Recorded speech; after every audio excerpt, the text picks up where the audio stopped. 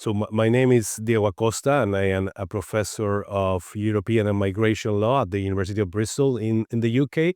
And I'm also the director of the Nebrija Chair on Migration and Human Rights at Nebrija University in Madrid. And my work is mostly on migration law.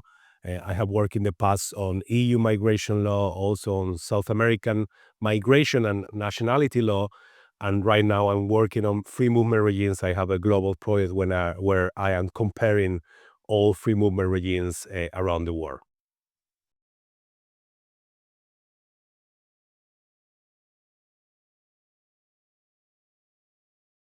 So I have written a book about navigating academia because I think it's a very important topic. There are a lot of colleagues out there who are starting PhDs or who are finishing PhDs, who are struggling with many different aspects of their academic life, whether it's research or making their work better known or widely known by larger audiences.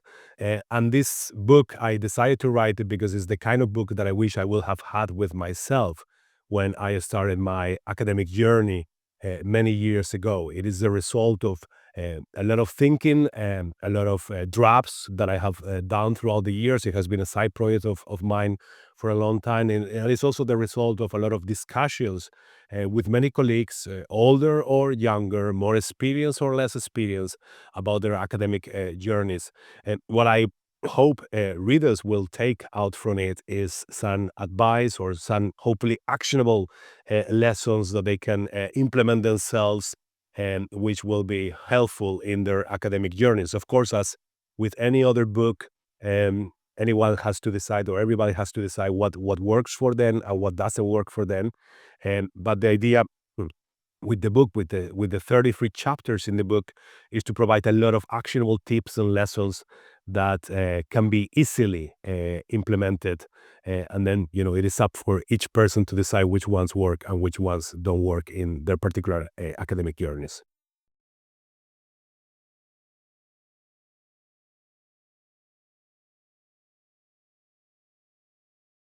I use LinkedIn. I think that is the best tool available for academics to spread the word about their research, about their activities, about their work.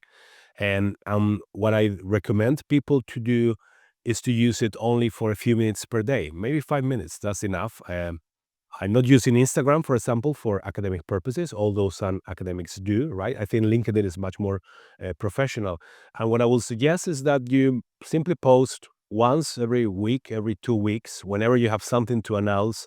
It doesn't have to be a finished product. It doesn't have to be a finished paper, for example. It doesn't have to be a publication.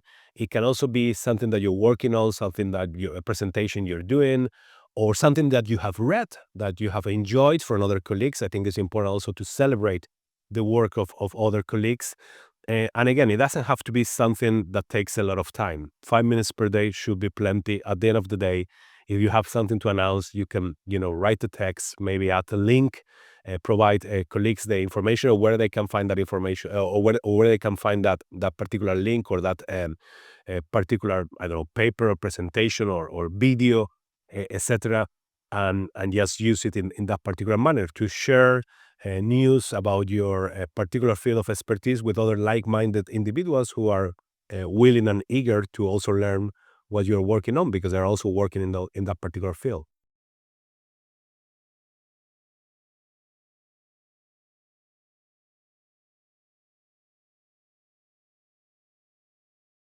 I think engaging with actors outside academia is quite important in many fields nowadays. And it is also quite important in many academic careers. So, for example, my work is primarily in the UK, where I work as a professor. And in the UK, impact outside academia, in other words, how our academic work might have an influence in the outside world, is becoming more and more important. And in order to achieve eventually any sort of impact, you certainly need to have an ongoing engagement with different actors outside academia. So, for example, today we are recording this video here at the headquarters of an international organization in Vienna, which is working on migration. So, this is one of the actors with which I am engaging myself in my work outside academia. I think that is very important also if you want to make your work better known, better understood, perhaps eventually used by actors, and depending on where you're working. I mean, we are recording this for the law faculty, so it might be lawyers, it might be judges, it might be public administrators, it might be NGOs, it might be international organizations. If you are interested in making your work available to these audiences, obviously you need to engage with them in different ways. It could be through blogs, it could be through consultancies, it could be through being part of the discussions in presentations, in conferences.